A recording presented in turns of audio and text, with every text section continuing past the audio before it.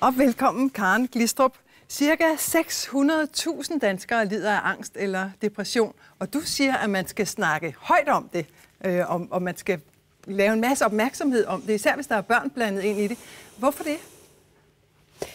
Altså, det jeg er optaget af, det er i hvert fald, at vi skal tale mere om det fænomen, som er så udbredt. Altså, det, på en gang er det en gruppe lidelser, som rammer rigtig, rigtig mange mennesker i dag, og det er jo stigende, ulykkeligvis.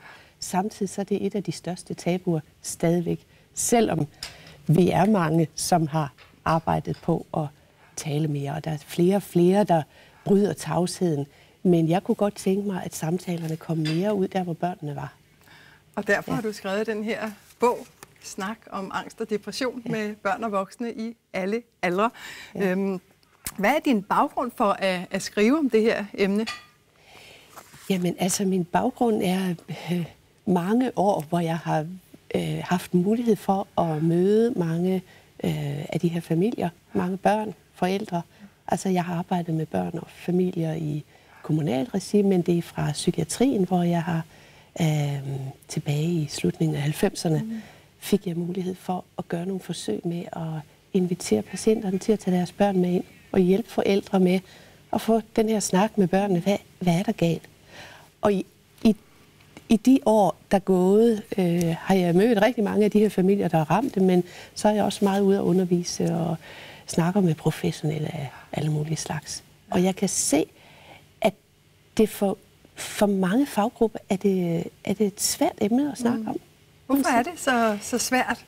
Jamen, jeg tror, det er fordi, det er et sprogområde, kan man sige, som ligesom ikke er motioneret. Ja. Altså, ligesom så mange andre tabuiserede emner, så kan man føle sig usikker og famlende, og hvad kan man sige, spørger nogen. Så udefra kan det være svært at tage de her emner op med familierne.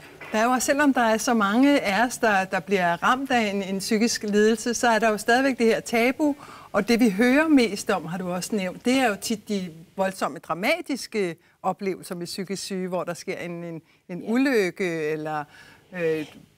Det er i hvert fald de oplevelser, eller de hændelser, der kommer smack mest i øjenhøjde til børn, ikke? Altså, nu er jeg blevet meget sådan sensibel over for at se, hvad er det egentlig børn møder og hører. De her spisesedler på dagens avis, ikke? Det er jo typisk de dramatiske hændelser, der bliver sendt ud der, og børn kan jo læse tidligt i dag. Så det er den information, som børn typisk får rigtig meget af. Så de kommer til at tro, at psykisk syge måske er farlige, eller det er en meget, meget, meget voldsom, farlig sygdom? De får noget viden, som er rigtig svært at håndtere, koblet sammen med, hvis en af deres egne familiemedlemmer bliver ramt af en psykisk sygdom, eller en af deres kammerater har en far eller mor, som har psykisk lidelse, ikke?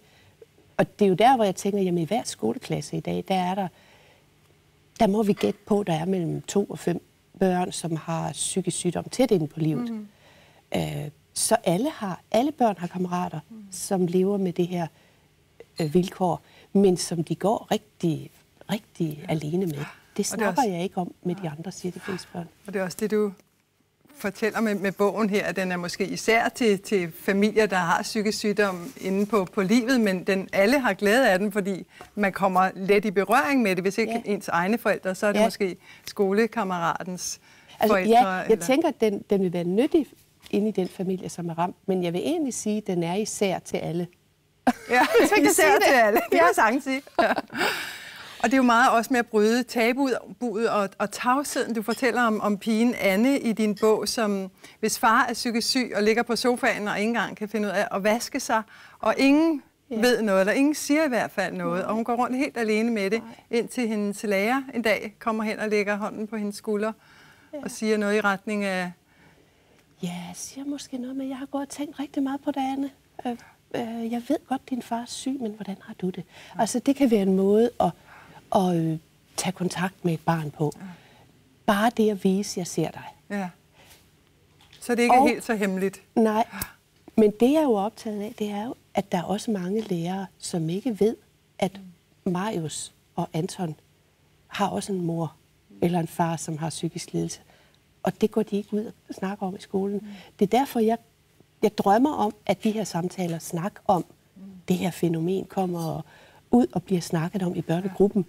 Okay. Uanset om man nu har kendskab til børn, der lever med de her problemer. Så det er også derfor, du pointerer så ivrigt, at det ikke kun er familierne, der har problemet inde på livet, men at det er til alle, sådan, så jeg kan sige, men hvad er det for noget med din far? Det er ikke sådan en bog, der skal hives frem, når vi har et sådan et konkret tilfælde. Vi er jo alle sammen i berøring med det her. Så snak noget mere om det, så vi gør flere erfaringer og hører mere og forstår mere. Så børn lærer, at et sind kan være skrøbeligt, og det behøver ikke at betyde død og ulykke, men det er en del af livsvilkårene, at man nogle gange er ekstra ked af det, så ked af det, at det kan være en sygdom. Ja, og et sind er jo skrøbeligt. Vi er alle sammen stærke og sårbare, ikke? Og det er den bevidsthed, jeg også synes er vigtigt, at vi får bragt med ind i børnehøjde. Men hvorfor er det så vigtigt for børn at vide det her om psykisk sygdom? Altså, hvad kan de forestille sig, hvis ikke de får at vide, hvad der er galt med mor? Jamen, så kan de jo forestille sig rigtig, rigtig meget, fordi så er de overladt til selv at fantasere. Ja. Og de er nødt til at prøve at plukke de enkelte elementer af viden, de ligesom kan samle op sammen, og få det til at stykke det sammen til et eller andet, der kan give mening. For det er jo det, børn leder efter, det er at få bragt mening ind i det, de sanser og fornemmer, ikke? Ja. Fordi der er sikkert mange, der gerne vil beskytte, hvis moren har angst, at de vil beskytte deres børn, og derfor ikke taler om det. Men der mener du, at man virkelig skal sætte ord på ord for barnet. Hvorfor er det så vigtigt? Jamen, hvis vi ikke taler om det, så gør børn sig nogle forestillinger. Og det ulykkelige det er, hvis et barn mærker, at nogle af de nærmeste har det skidt, så har børn altså en tilbøjelighed til at relatere det hjem til sig selv og tænke, hvad har det med mig at gøre? Ja. Mange af de børn, jeg møder, de går med en følelse af at være forkert, eller have ikke lykkes. Det er jo der, hvor selvfølelsen bliver dannet. Vi snakker rigtig mange om, ikke? Men det at knytte nogle meningsfulde forståelser til det, børn sanser. For eksempel, det her, det handler om en sygdom, som altså har ramt din mor, og det er en sygdom, der skaber uro og ubalance inde i hjernecellerne, og det er det, der gør, at hun bliver så træt, eller at hun kommer til at råbe så højt. Og en lille dreng en gang, hvor vi sidder og snakker om det her, så siger han, det er jo måske ligesom, når man har dårlig mave, så kommer man til at kaste op, og min mor, hun råber op. Ja. Altså, sådan det der, så han fik en forståelse af, man kan heller ikke styre det, når maden kommer ud af munden, når man kaster op. Vel? Ja. Men den lille purk der fik en lille fornemmelse af, det var sådan noget sygdomsnået. Kan der også ske det har du været inde på en gang, har jeg hørt, at børnene kan tro, at de er skyldige. Altså hvis ikke de får det skåret ud i pap, at det er mors sygdom, det her, og så tænker de, gud, det er mig, der har gjort noget forkert, siden hun ligger der. Og Det ligger så dybt i menneskets natur, tror jeg, at man får vendt den ind omkring, at det er noget, jeg har skyld i. Og det er jo sådan set forståeligt nok, fordi nogle forældre vil også appellere meget til børn om at være gode børn, hvis man har en skrøbelig psyke, man ikke rigtig har overskud og ikke kan magte det, så kan man godt appellere lidt ekstra til børn. Ja, det gør vi jo alle sammen. Stille, kan ikke lige overhjælpe lidt til, ikke? Alt sammen, alle de der små budskaber og signaler, det samler børn op og får bragt hjem til en eller anden forståelse. Så de skal altså have det at vide. Skal de slet ikke beskyttes, hvis det nu er en depression og angst? Altså det er noget, hvor man siger, det skal de da ikke vide, men skal de have det at vide? Jo, altså man kan jo godt tænke, at vi vil gerne beskytte børnene for at blive rigtig meget bekymrede. Men jeg lover dig, at vi kan ikke beskytte børn for de tanker, de selv får. De bliver meget mere trygge, når de kan mærke, at de voksne omkring dem er troværdige og er ærlige med, at det her det handler om en sygdom. Nu skal jeg prøve at forklare dig, hvordan man kan forstå det her.